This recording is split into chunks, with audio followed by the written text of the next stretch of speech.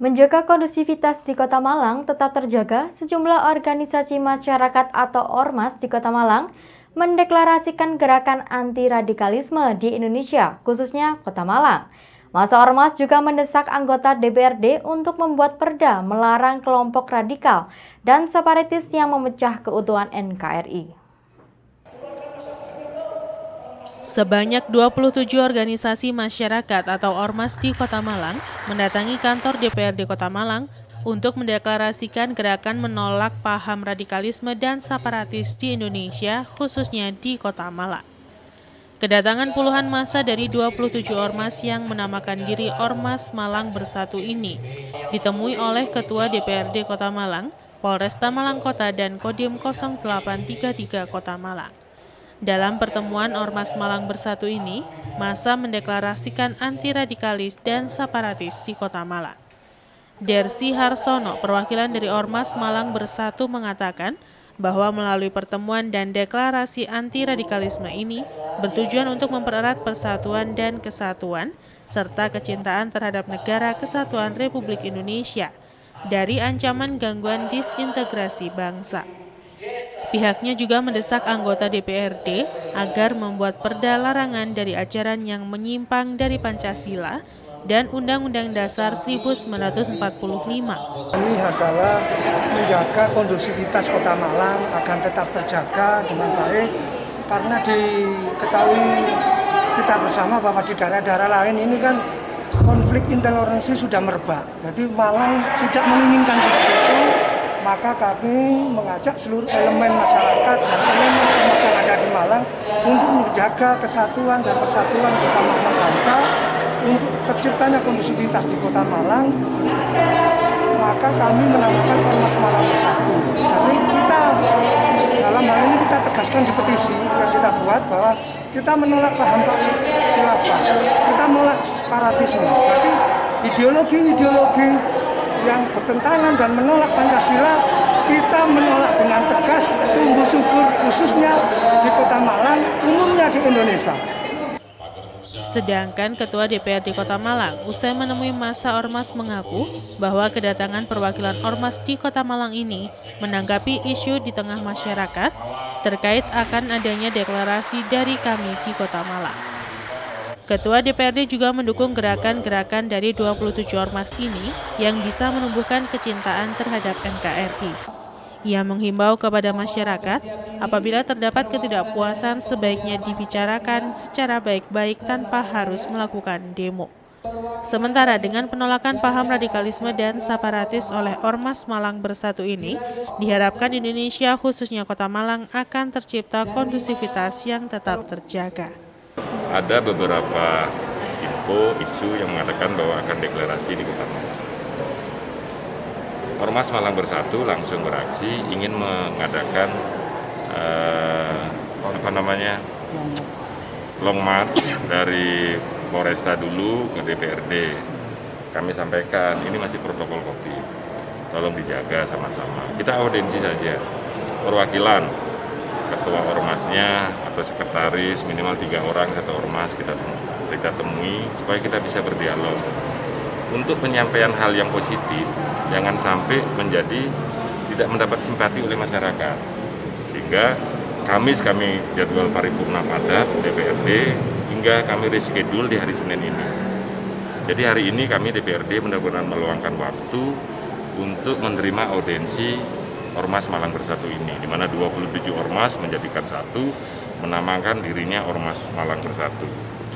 Ini kami anggap sebagai bentuk kepedulian yang luar biasa dari masyarakat Kota Malang yang ingin menjaga keamanan dan ketertiban secara mandiri di Kota Malang. Kami sendiri sebagai DPRD sangat mengapresiasi hal-hal begini dan kami siap memfasilitasi apapun yang menjadi kegiatan mereka. Selama itu memang untuk benar-benar menjaga NKRI, Pancasila, dan keamanan warga Kota Malang, kami siap mendukung. Simon Alfredo melaporkan. Akibat kekurangan air, hasil panen padi petani mengalami penurunan. Menghindari besarnya biaya untuk pemanenan, petani di Pakisaji menggunakan mesin untuk memanen padi. Panen yang melimpah menjadi harapan semua petani, namun harapan seringkali tidak sesuai dengan kenyataan.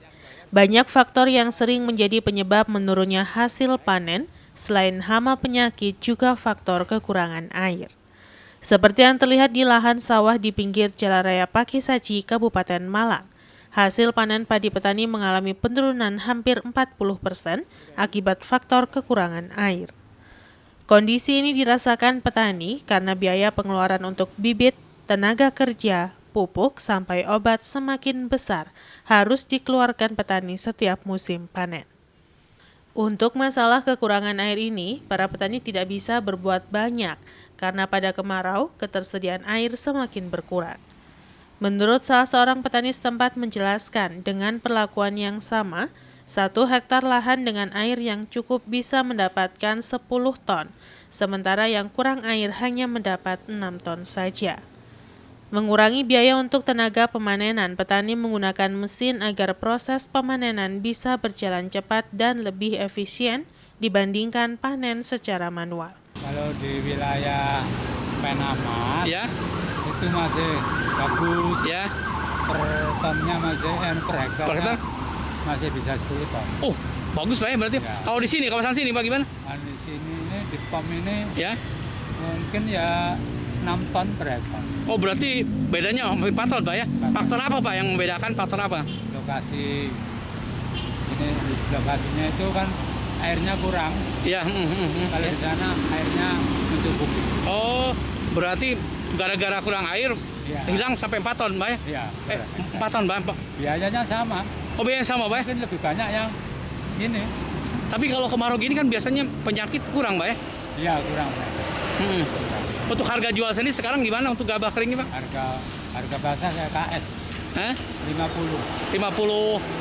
Nah, per tonnya 500.000. Itu harga normal atau harga bagus atau harga turun? Harga standar. Standar Pak ya? Standar Pak ya? Walaupun kalau sekarang kan sayuran banyak yang turun, tapi kalau harga gabah gini tetap Pak ya?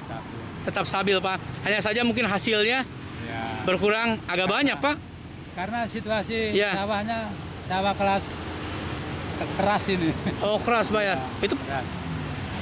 manennya juga lumayan Pak ya pakai Iya, ini mesin? Saya manggil dari Kota Jombang. Oh gitu Pak ya? Berarti mau mempercepat Pak ya? Ya, jadi ongkosnya per ton. 1 ton 350.000. Tapi dibandingkan sama yang tenaga orang gimana perbandingannya Pak? Waduh, saya suka ini, suka mesin Kalau mesin per ton bayar 300, 50.000. tapi kalau orang per ton bisa dapat berapa? Kalau orang itu kan takeran itu ya. Ya?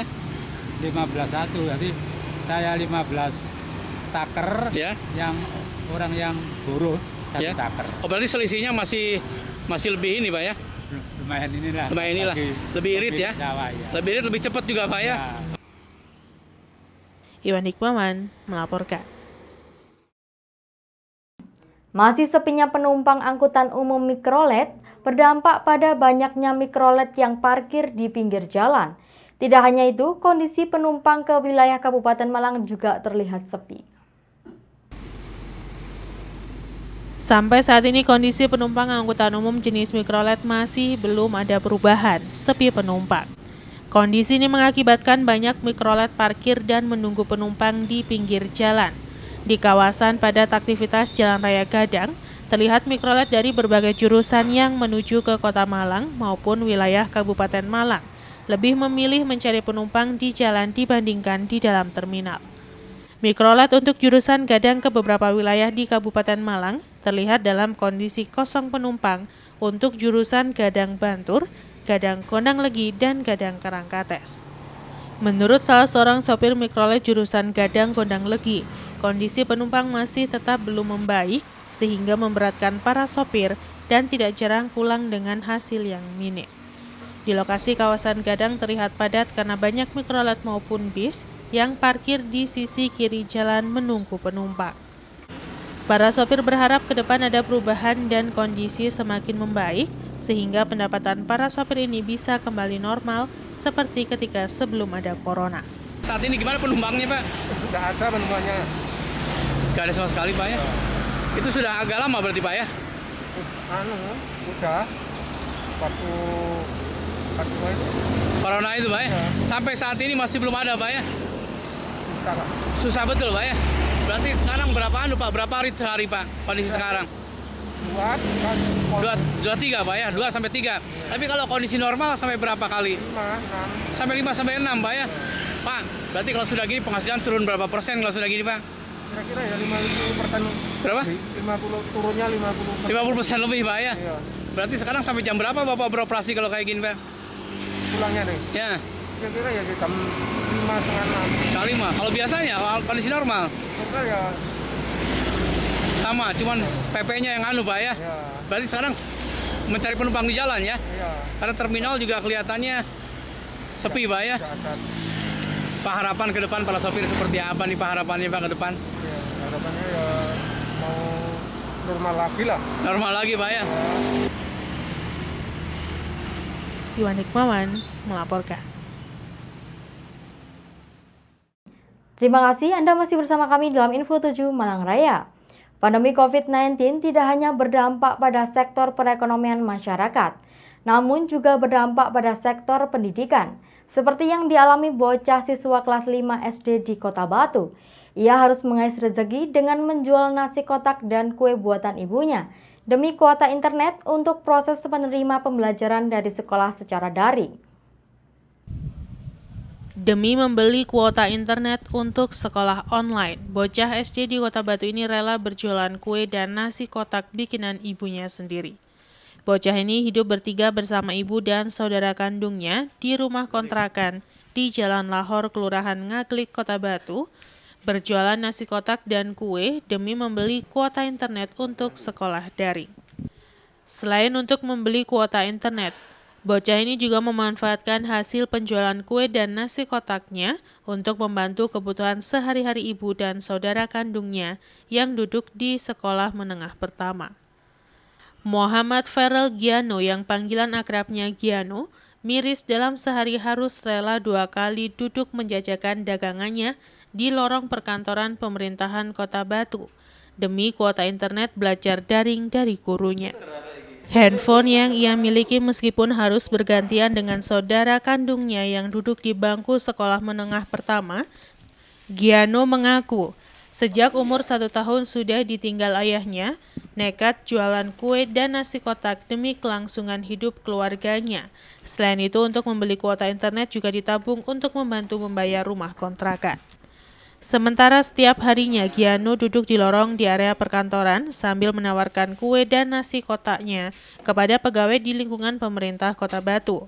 Meski wajahnya terlihat memelas dan tidak lupa memakai masker, Giano yang merupakan siswa kelas 5 SD mampu membantu keluarga dengan cara jualan kue dan nasi kotak demi kelangsungan hidup keluarganya maupun kuota internet.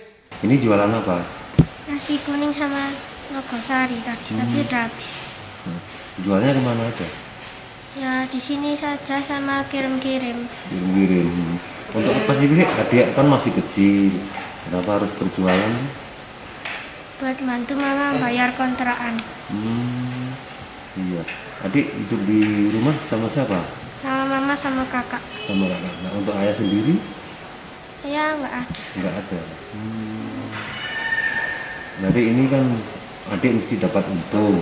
Ya. Untuk apa sih untungnya? Ya nabung. Nabung. Kalau untuk sekolah sendiri gimana? Sekarang kan lagi harus membutuhkan kuota. Kan itu gimana? Apa juga untuk beli pulsa ini? Ya dibagi. Dibagi. Kalau sehari habis berapa deh jualannya? Nggak Dagangannya? mesti. Nggak mesti. Yang biasanya 10 paket makanan ini berapa kali? Ya sore sama pagi juga. Sama pagi.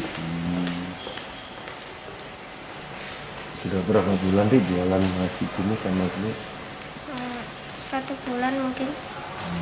Sejak sekolah apa online itu ya? Iya. Mama kerja apa, Dik? Nggak kerja, cuman ngirim kue-kue. Jadi ini nasinya bikinan sendiri? Iya. Yanto Yanjung melaporkan. Pemerintah Kota Batu mulai menggeliatkan pertanian porang sebagai hasil hutan bukan kayu. Porang diproyeksikan menjadi alternatif penyediaan bahan pangan di masa mendatang. Wali Kota Batu Dewanti Rumpoko didampingi jajaran Forkopimda dan Wakil Rektor 4 Institut Teknologi 10 November, Bambang Pramujati, melaksanakan penanaman porang secara simbolik di area model konservasi edukasi atau AMKE. Dewanti mengatakan Pemkot Batu telah menjalin kerjasama dengan ITS untuk memanfaatkan tanaman herbal. Selain itu kerjasama juga untuk menunjang pariwisata di Kota Batu. Dengan kehadiran tanaman porang ini, Dewanti mengatakan ada tujuan wisata berbeda di Kota Batu. Wali Kota berharap masyarakat dapat memiliki pengetahuan tentang tanaman porang dan lainnya. Di sisi lain, pendampingan yang dilakukan oleh ITS juga diharapkan dapat meningkatkan perekonomian warga, terutama petani porang. Herbal di Indonesia tidak kalah, tapi kurang memanfaatkan teknologi sehingga kurang terkenal seperti di Tiongkok. Selain itu merupakan peluang bisnis yang besar mendorong masyarakat dan pengusaha mengembangkan porang secara massal. Kelompok dan industri mulai mengolah porang agar diterima pasar lokal maupun nasional. Sementara tanam bareng tumbuhan non-pohon berjenis porang ini dilakukan Wali Kota Batu bersama Kodim 0818, Kelompok Tani Hutan Panderman, anggota DPRD Kota Batu, dan sejumlah kepala dinas pariwisata dan pertanian Kota Batu. Ya, alhamdulillah tadi saya ditemani Forkompimda lengkap sudah menanam tanaman porang yang sekarang ini sedang lagi hits. Bukan hanya tanaman ini bisa menjadikan petani lebih punya kehidupan yang lebih baik, tetapi memang ada kegunaan-kegunaan yang luar biasa di tanaman porang ini. Selain menanamnya gampang, relatif mudah untuk tumbuh, hasilnya ketika diolah itu akan menaikkan value yang sangat luar biasa. Mudah-mudahan ini bisa menjadikan sebuah program yang satu disukai oleh petani karena selain dia mempunyai nilai, nantinya di tanaman hutan-hutan porang ini tidak harus menghabiskan tegaan. Jadi dia bisa ditanam di bawah pohon-pohon apa saja, baik jati, mahoni, sengon, dan lain sebagainya. Juga di bawah pohon cemara, sehingga itu tidak merusak lingkungan. Mudah-mudahan para petani, terutama yang berkegiatan di hutan, bisa memanfaatkan ini dengan baik. Targetnya Bu mungkin ada? Satu, selain untuk kegiatan ekonomi petani, dua, melestarikan lingkungan. Ketiga, nanti hasilnya bisa dimanfaatkan oleh masyarakat banyak. Yanto Yanjung melaporkan. Terima kasih Anda masih bersama kami dalam Info 7 Malang Raya. Memperkenalkan hasil karya mereka kepada masyarakat, puluhan seniman asal Malang Raya, Pasuruan, dan Surabaya menggelar pameran hasil karya mereka di Gedung Dewan Kesenian Malang. Pameran yang diikuti oleh 30 seniman tersebut menggambarkan ekspresi kebebasan dari para seniman dan berkarya. Sebanyak 30 seniman lukis di Malang, Pasuruan, dan Surabaya menggelar pameran lukisan yang dikemas dalam karya buku jurnal seni atau art journal di Gedung Dewan Kesenian Malang. Dari 30 seniman lukis ini menampilkan 37 lukisan serta buku jurnal hasil karya para seniman tersebut. Dalam pameran ini, para seniman mengambil tema blak-blakan yang merupakan cerminan jujur dari seorang seniman untuk merefleksikan pemikiran dan ide-ide lewat catatan visual. Ahmadi Budi Santoso, salah satu panitia pameran ini, mengatakan bahwa dalam pameran art journal ini diikuti oleh 30 seniman dan hasil karya yang ditampilkan sebanyak 37. Hasil karya yang ditampilkan juga berbagai macam genre buku visual, mulai dari kolase, gambar, dan puisi. Bagi para seniman, pameran ini merupakan rekaman pemikiran serta sebagai bahan dasar karya mereka. Pesan dalam pameran ini sendiri, yakni menggambarkan bahwa setiap orang bisa membuat art jurnalnya untuk pelepasan unek-unek atau rekaman masa lalu untuk evaluasi diri. Sementara, pameran ini berlangsung selama 7 hari, di mana ditargetkan sehari pengunjungnya bisa mencapai 100 orang. Pengunjung yang datang juga menerapkan protokol kesehatan sesuai protap COVID-19. Pameran art jurnal ini mengambil tajuk belak-belakan atau outspoken. Jadi ini sendiri sebenarnya cerminan jujur dari si seniman untuk merefleksikan pemikiran, ide-ide, gagasannya lewat buku catatan visual gitu.